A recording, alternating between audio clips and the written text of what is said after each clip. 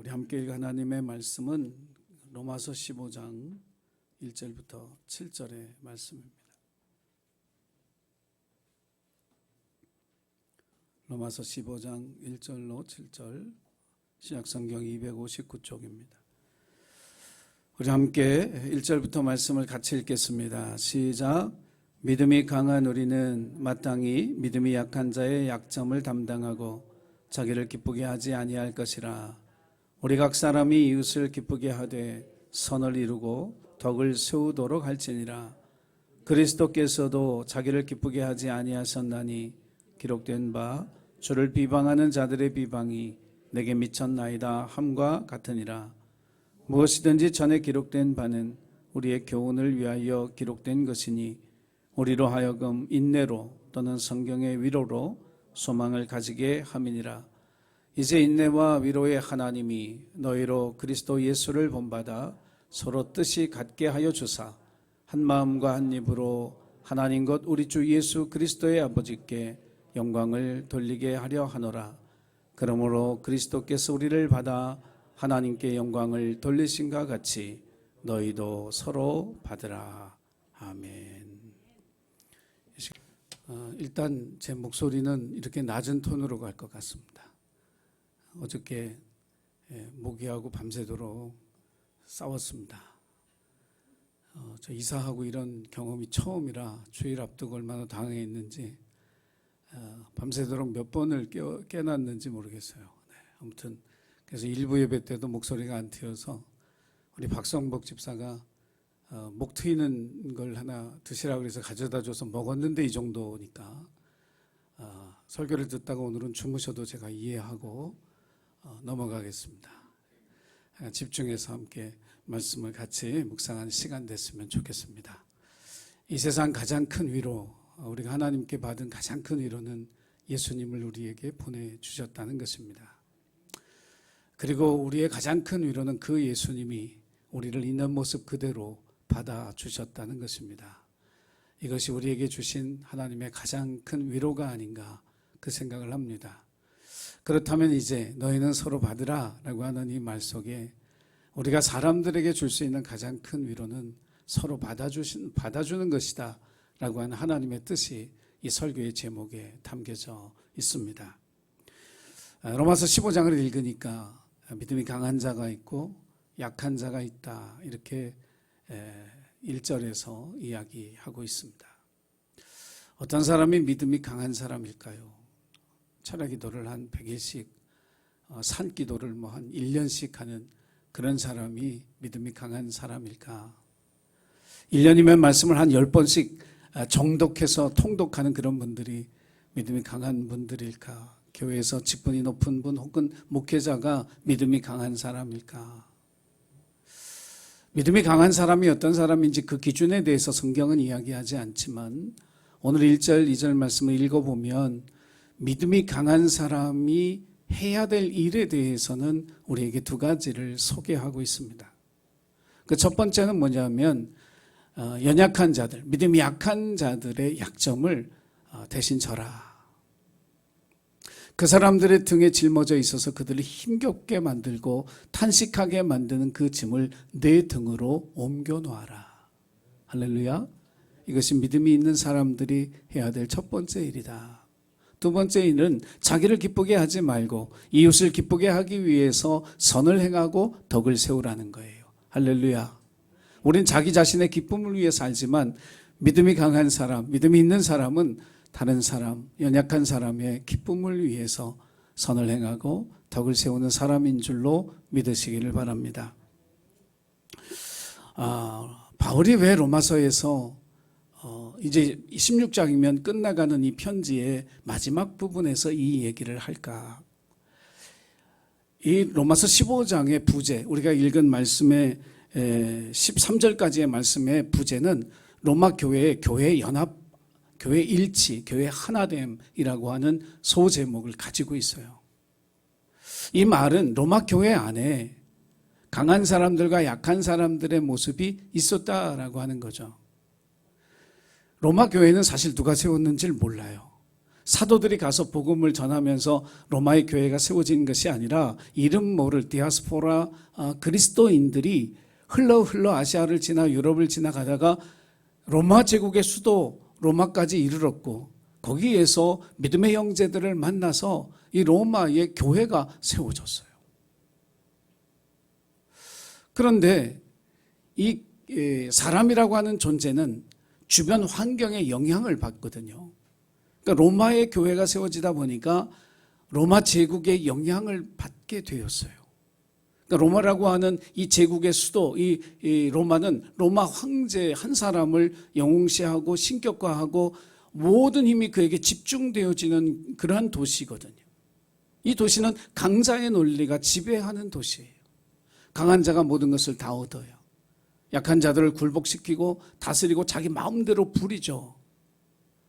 이런 영향이 로마 교회 안에 흘러들어와 있더라. 사도 바울은 그 모습을 보면서 이 편지를 통해서 무엇을 얘기하고 있느냐 하면 하나님의 나라, 하나님의 교회에서는 강자의 논리가 적용돼서는 안 된다. 힘 있는 자가 힘없는 자를 누르고 억압하고 빼앗고 이것은 하나님 나라의 윤리가 아니라는 거예요. 그러면서 강자의 논리 대신 하나님의 교회에 있어야 할 것은 강한 자의 윤리다. 즉 하나님의 말씀대로 살아가는 삶의 윤리, 이것이 교회 안에 있어야 할 것이라고 하는 사실을 오늘 이 권면의 말씀을 통해서 이야기하고 있는 것입니다. 그래서 실제로 사도 바울이 고린도전서 8장 13절에 고린도 교회에 보낸 편지 속에 이렇게 이야기한 적이 있습니다. 우리 한번 그 말씀을 읽어보겠습니다. 고린도전서 8장 13절 시작. 그러므로 만일 음식이 내 형제를 실족하게 한다면 나는 영원히 고기를 먹지 아니하여 내 형제를 실족하지 않게 하리라. 우상에게 바친 고기, 음식 때문에 고린도 교회에 분쟁이 일어났어요. 믿음이 있는 어떤 사람들은 하나님이 주신 것은 다 선하니까 감사함으로 먹으면 문제될 것 없다. 먹는 거죠. 근데 믿음이 연약한 사람들은 우상에게 바친 걸 어떻게 먹느냐 꺼리껴지는 거예요. 그러니까 어떤 사람들은 자유함으로 하는데 어떤 사람들은 부자유함으로 그걸 할 수가 없는 거예요. 그러니까 사도 바울이 뭐라고 얘기하냐면 믿음이 연약한 자들이 믿음이 있는 사람들이 고기를 먹는 것 때문에 시험에 든다면 난 영원히 고기를 먹지 않겠다. 연약한 자들이 시험에 들도록 하지 않겠다. 그들이 실족하고 넘어지지 않도록 하겠다. 이것이 믿음 있는 사람들의 윤리, 하나님의 뜻대로 살아가는 사람의 모습이라고 이야기하고 있는 것입니다. 사랑하는 예신교회 가족 여러분, 교회는 강자의 논리가 지배하는 것이 아니라 믿음이 강한 사람이 믿음이 약하거나 없는 사람들의 무거운 짐을 등으로 옮겨 싣고 그들의 기쁨을 위하여 선을 행하고 덕을 세우는 것이 하나님의 교회가 되어야 할 줄로 믿습니다. 자, 너희가 서로 받으라라고 하는 이 말씀, 어렵고 힘든 일이지만 우리가 이 말씀을 실천하기 위해서 먼저 알아야 할 것은 하나님이 어떤 분인가라는 사실을 먼저 알아야 합니다. 신앙생활이라고 하는 게 뭐냐면 하나님이 어떤 분인지를 고백하며 사는 거거든요. 여러분 하나님을 다 아세요? 죄송하지만 저도 하나님을 다 모릅니다. 날마다 새롭게 하나님은 우리에게 당신을 나타내 주시는 분이에요. 아브라함도 이삭을 모리아 땅에 가서 제물로 바치기 전까지는 하나님이 여호와 일의 하나님이라는 사실을 몰랐어요. 근데 그곳에서 믿음으로 결단하면서 하나님이 준비해 주시는 하나님이시구나. 내가 믿음으로 하나님 앞에 살아갈 때 나를 위해 산에서 준비해 주시는 분, 내 인생을 위해 예비해 주시는 분이라고 하는 사실을 그곳에서 비로소 깨닫습니다.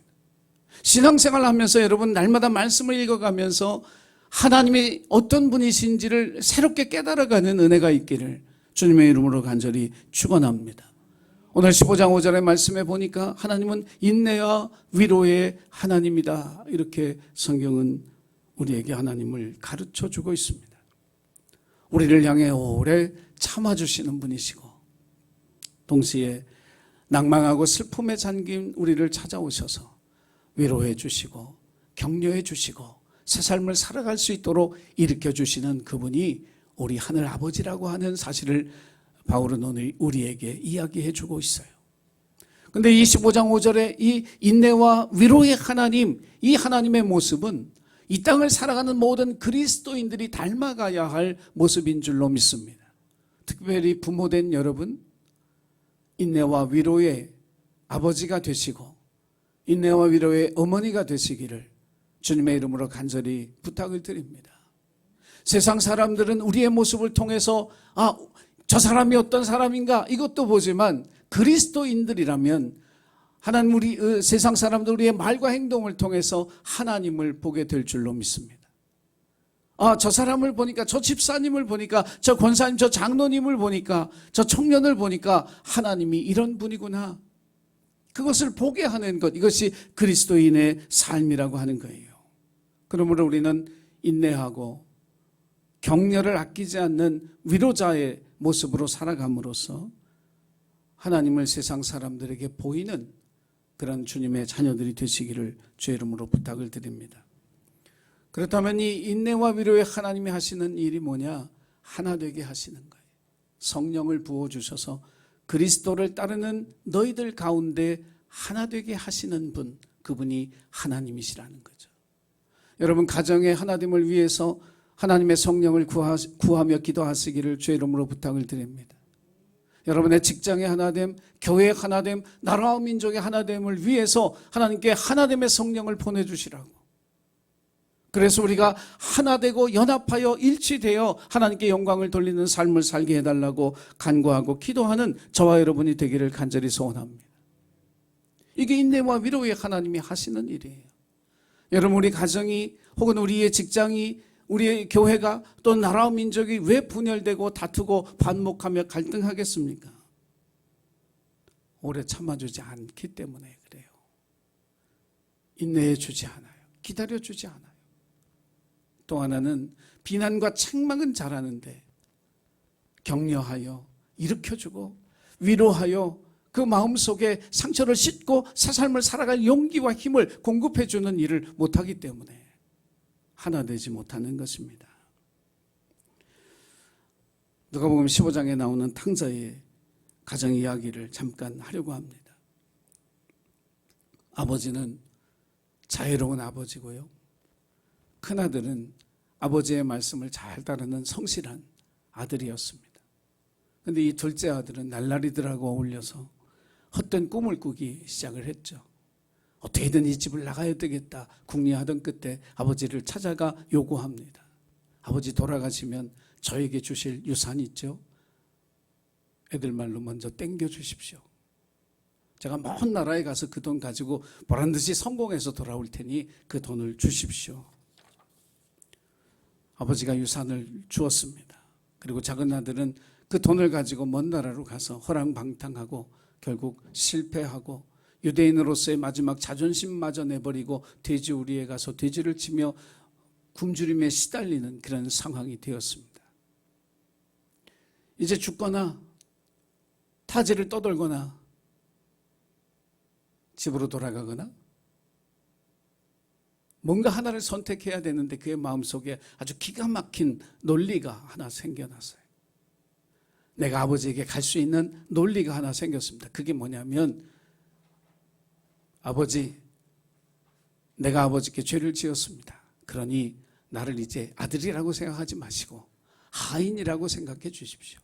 다만 밥만 먹여주시고 일 시키면 주시는 품삯으로 내가 먼저 가져간 그 유산을 갚을 때까지 내가 이 가정에서 하인으로 살겠으니 나를 이 가정에 머물게 해달라고 그렇게 얘기하면 아버지가 거절하지 않을 것 같다 그 생각이 딱 들었습니다. 그래서 그 논리를 딱 준비하고 이제 집으로 돌아가는데 저 멀리 집이 저만큼 보이는데 저기서 누군가 달려오는데 가까워질수록 보니까 아버지예요. 반갑기도 하지만 그 아버지에게 달려갈 수가 없어서 그냥 머뭇머뭇 거리고 있는데 아버지가 와서 와락 그 아들을 껴안으면서 자랐어. 내 아들 살아있었구나. 감사하다고 얼싸안고 눈물을 흘려요. 아들이 준비한 대사를 합니다. 아버지, 내가 죄를 지었습니다. 그러니 이제부터 나를 아들이라 생각하지 마시고 하인으로 여겨주시고 내가 일한 품삯으로 유산을 다 갚을 때까지 부려먹으십시오. 그랬더니 아버지 하는 말이, 아니, 너는 내 아들이야. 네가 거지꼴이 되어 왔어도, 네가 내 유산을 다 탕진했어도 너는 내 아들이야. 새 옷을 입히고 목욕을 시키고 잔치를 벌이며 송아지를 잡고 온 동네 사람들을 초청해서 그 기쁨을 함께 나눕니다. 근데 가장 뿔난 사람, 형님이 뿔이 났어요.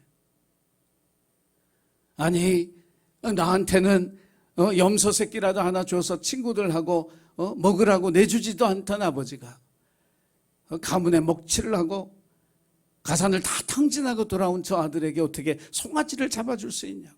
뿔이 잔뜩 나서 집에 들어가질 않아요. 아버지가 그 아들을 찾아 나와 다독입니다. 아들아, 내 동생은 우리가 잃었다가 다시 찾았고 죽은 줄 알았는데 다시 살아오지 않았니? 그러니 허물이 있어도 내가 용서하고 내가 다독이고 보듬어서 이제 그 아들이, 이제 네 동생이 정말 내 아들로서, 네 동생으로서 합당하게 살아갈 수 있도록 네가 좀 격려해주고 위로해주고 축복해주면 안 되겠니? 당자의 비유에 나오는 아버지가 하늘 아버지인데요, 돌아온 아들에 대해서는 오래 참아주시는 아버지고요, 큰형에 대해서는 큰형의 역할을 하도록 격려하고 이끌어주는 아버지예요. 왜? 그 가정의 하나됨을 위해서, 그 가정의 행복을 위해서 동생은 오래 참아주고 형은 격려해줘서 그 가정이 행복한 가정, 위로하는 가정이 되도록 하기 위해서 그렇게 품어주셨던 거죠. 이제 우리가 해야 될 일이 있어요.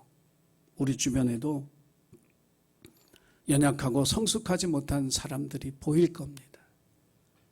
뭔가 말로 또 손가락으로 지적하고 책망하고 비난하고 싶은 그런 사람들 보시면 한눈 꼭 감고 오래 참고 기도해 주시기를 바랍니다.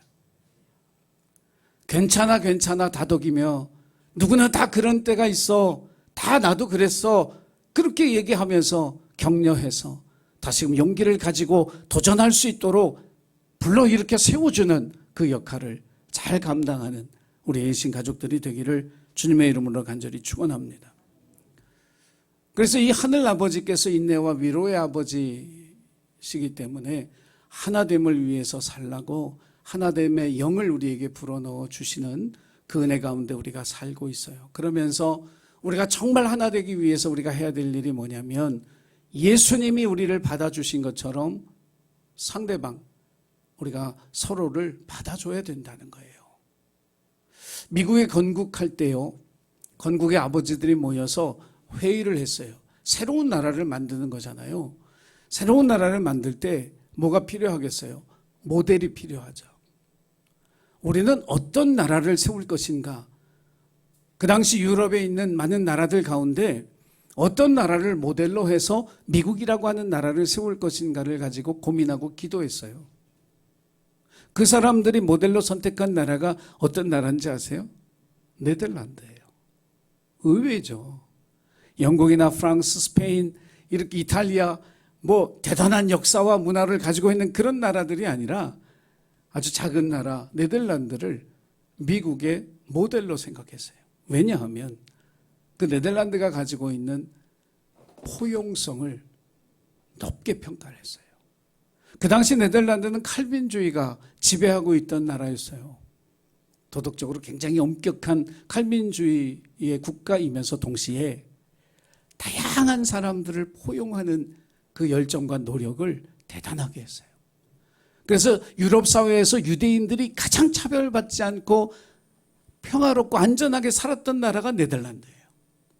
망명자들을 다 받아주었던 나라가 네덜란드예요. 저는 이걸 역사적으로 찾아보면서 새롭게 알았네요. 철학자들이 많이 망명했더만요. 데카르트라든지 스피노자라든지 존 로크, 이런 사람들이 네덜란드로 망명해서 거기서 살았더만. 저는 그걸 이 설교 준비하면서 알았어요. 그래서 미국이라고 하는 나라를 세우면서 다양성을 존중하는 나라를 세우자. 이것이 미국의 건국의 아버지들의 결론이었고, 그래서 미국이 이민자들의 나라, 망명자들의 나라, 그런 사회, 그런 나라로 세워졌던 것입니다. 이에 비해서 우리나라는 건국의 모델이 없었어요. 어떤 나라를 지향할 것인가라고 하는 것에 대한 일제에서 해방이 되고 나서 이 지도자들이 사실 그 고민을 하며 기도를 해야 되는데 그 모델을 찾지 못한 거예요. 우리가 어떤 나라를 세울 것인가 이 땅에. 그러다 보니까 오늘날 우리가 다양성을 존중하는 게 아니라 나는 옳고 너는 무조건 틀리고 다른 사람의 생각이나 의견에 대해서 받아들이지 않는 폐쇄적인 그런 사회 분위기를 가진 그런 나라가 됐죠. 자기에게는 그 기준이 느슨한데 남에게는 기준을 엄격하게 적용하는 우리가 내로남불이라고 하는 그런 것이 우리 사회에 가치관이 되어져 버리는 안타까운 일이 일어난 거예요. 여러분 이렇게 가다 보면 우리나라가 어떻게 될까요? 자기중심적이고 이기적인 폐쇄적인 나라가 될 거예요. 여러분 나라와 민족을 위해서 기도하시기 바랍니다. 정말 우리가 중요한 때에 서 있고요. 지금 우리 정치적으로도 개혁과 변화를 통해서 새로워지려고 하는 노력들이 있을 때 국민들이 함께 발맞춰서 이 나라를 새롭게 하실 하나님이 행하실 그 일을 기대하며 기도하는 교회와 성도들이 되어야 할 줄로 믿습니다. 자, 여러분이 무엇을 받는다 그러면 여러분 어떤 것을 받고 싶으실까요? 우선 깨끗한 것 받고 싶고요. 좋은 것 받고 싶고요. 가치 있는 것을 받고 싶죠. 더럽고 추하고 뭔가 묻어있고 흠이 있는 거 받기 원하는 사람이 없어요.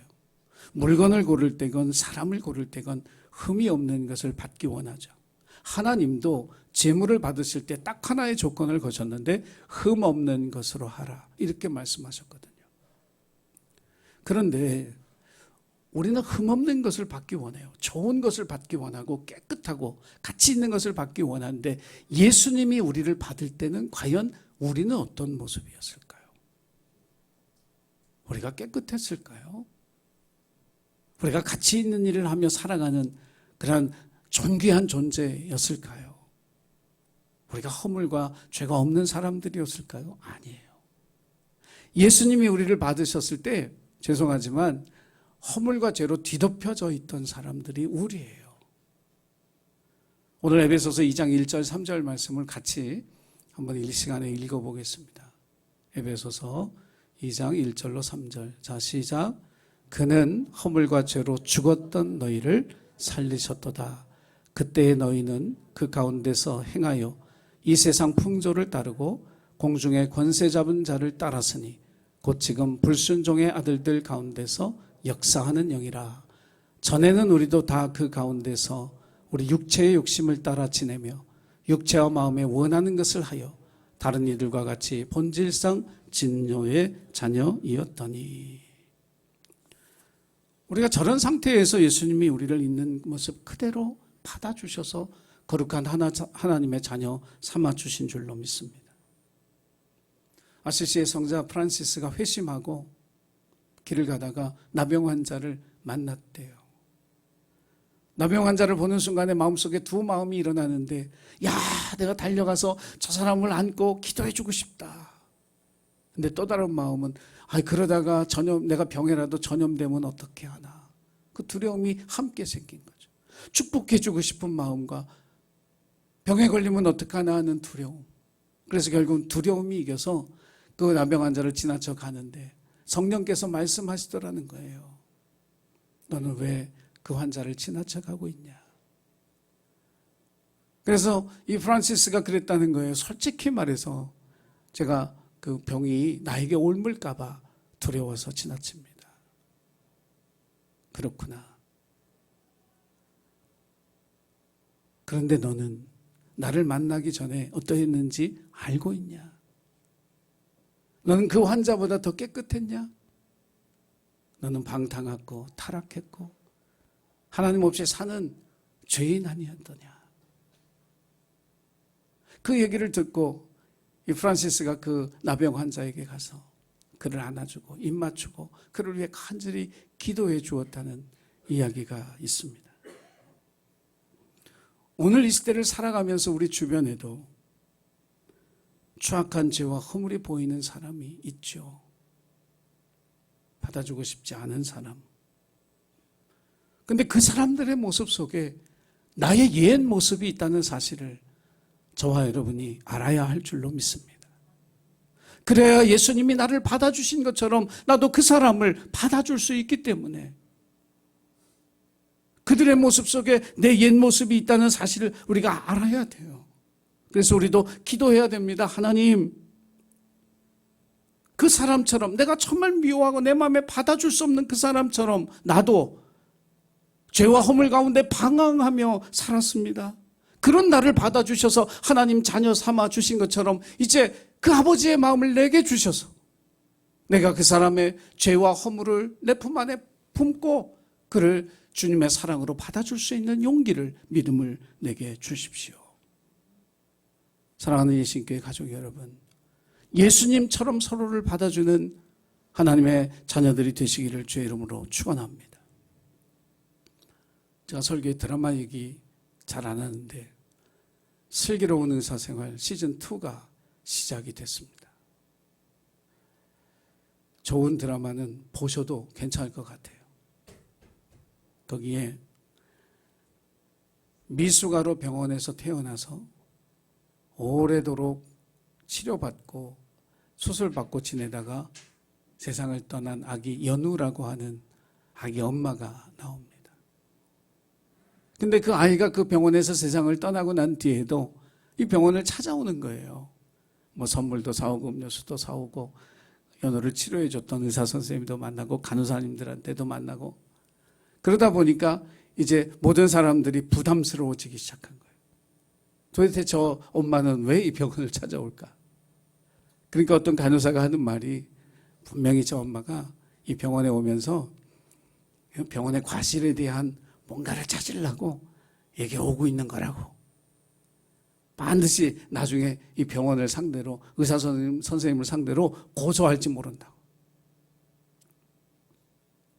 그래서 연우를 치료했던 그 의사 선생님이 이 엄마를 어렵게 만나요. 따로 만나서 부담스럽다는 얘기를 애둘러서 병원에 이제 더 오지 않았으면 좋겠다는 얘기를 애둘러 하는 거죠. 그랬더니 그 엄마 하는 말이 그런 거예요. 연우가 세상을 떠나고 나서 사람들이 이제 자기 이름을 불러준대요. 근데 그게 너무 낯설대요.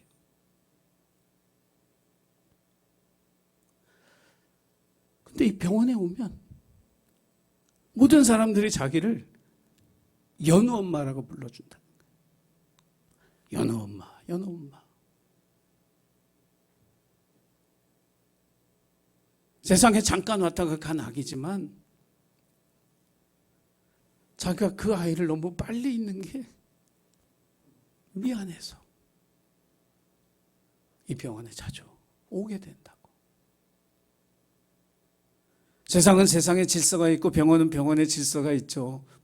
왜 안 부담스럽겠어요? 그런데 오늘 우리 사회에 그 아픈 마음을 위로하고 이제 연우를 지우고 새로운 희망과 가능성을 붙잡고 살아갈 수 있을 때까지 그냥 와도 괜찮다고 기다려주고 다독이는 그런 모습이 우리에게 없다라고 하는 게 너무 안타까운 거예요. 서로 받으라고 하는 말이 그런 거예요. 그 엄마의 슬픔을 내 슬픔으로 짊어지면서 함께 울어주고 함께 손잡아주고 어떻게든지 그 엄마가 새로운 삶을 시작할 수 있도록 위로하고 격려하고 용기를 주는 그 일, 이게 서로 받으라고 하는 그런 말의 뜻입니다. 탕자의 아버지가 왜 작은 아들이 실패할 줄 알고도 유산을 줬는지 아세요? 아버지가 모르고 준 게 아니에요. 그 아들이 분별력도 없지, 성숙하지도 않았지, 사업도 안 해봤지, 근데 그 큰 돈 가져가서 그 아이가 성공할 거라고 아버지가 믿었을까요? 아니에요. 안 믿었어요. 분명히 실패할 걸 알았어요. 다 탕진하고 거지 될 거다. 그거 아버지가 왜 몰라요? 하늘 아버지가 다 알지. 근데 왜 유산을 줬을까요? 실패하고 났을 때 그들의 아들의 선택이 딱 두 가지거든. 하나는 자살하거나 그냥 타향을 떠돌다가 노숙자로 살다 죽는 거죠. 그런데 자기의 말도 안 되는 유산을 달라고 하는 그 요구를 아버지에게 했을 때 자기의 그 요구를 받아주었던 아버지에 대한 기억, 어쩌면 그 아들이 말도 안 되는 그 요구를 들어진 아버지에게로 돌아오게 하기 위해서 그 유산을 줘요. 그리고 오늘 우리가 읽은 누가복음 15장의 말씀처럼 그 아들은 자살하지도 않고 타지를 떠돌아다니지도 않고 자기를 받아주었던 아버지에게로 돌아오죠. 돌아올 홈을 만들어주기 위해서 유산을 주는 거예요. 이것이 서로 받으라고 할 때 우리가 할 일인 거죠. 하나님을 떠나갔던 사람들이 하나님께 돌아올 수 있도록, 가정을 떠나갔던 사람, 교회를 떠나갔던 사람들이 가정으로 교회로 돌아올 수 있도록 믿어주고 신뢰하고 살 길을 열어주는 이것이 서로 받으라라고 하는 말씀 속에 담긴 뜻입니다. 제가 좋아하는데 한 번도 만나본 적이 없는 독일 분이에요. 디트리 보네포라는 목사님이 옥중에 gat혀 있을 때, 히틀러 반대에서 갇혀 있을 때 조카가 결혼식 주례를 해달라고 부탁을 했는데 이 독일 정부, 히틀러 정부가 못 가게 막았어요. 이 조카가 대단한 사람이죠. 그러면 나는 주례 없이 하겠는데 목사님이 주례사를 써서 보내주시면 그것을 읽겠습니다. 이 디트리 보네포가 옥에 갇혀서 주례사를 쓰면서 그가 택했던 성경의 본문이 로마서 15장 7절이에요. 너희는 서로 받으라. 저도 결혼식 주례하면서 그 본문은 딱 한 번 해봤네요. 그 주례사의 마지막 부분을 제가 읽어드릴게요. 중간 부분은 저 인터넷 들어가시면 다음 카페에 야곱의 우물 제 설교 올리는 그 방에 설교 전문이 다 있습니다. 서로의 죄를 용서하는 가운데 더불어 사십시오. 왜냐하면 그것 없이는 인간 사이의 어떤 교제도 살아남을 수 없습니다. 결혼은 말할 것도 없습니다. 자신의 권리를 주장하지 마십시오. 서로에게 책임을 돌리지 마십시오. 서로를 판단하거나 정죄하지 마십시오. 서로를 비난하지 마십시오. 있는 그대로를 서로 받아들이십시오. 그리고 마음 가장 깊은 곳으로부터 매일 서로를 용서하십시오. 내 마음에서 밀어내고 쫓아냈던 그 사람이 내 마음으로 다시 돌아올 수 있도록 만들어주는 것, 그것이 바로 서로 받으라 라고 하는 말씀의 뜻입니다. 사랑하는 예수님교회 가족 여러분, 주님이 우리를 받아주신 것처럼 우리도 있는 그대로의 서로를 받아주기 위해 매일 용서하시고 매일 사랑하시기를 주의 이름으로 부탁을 드립니다. 기도하겠습니다. 사랑의 주님, 우리에겐 받을 만한, 서로를 그대로 받아줄 만한 마음이 없습니다.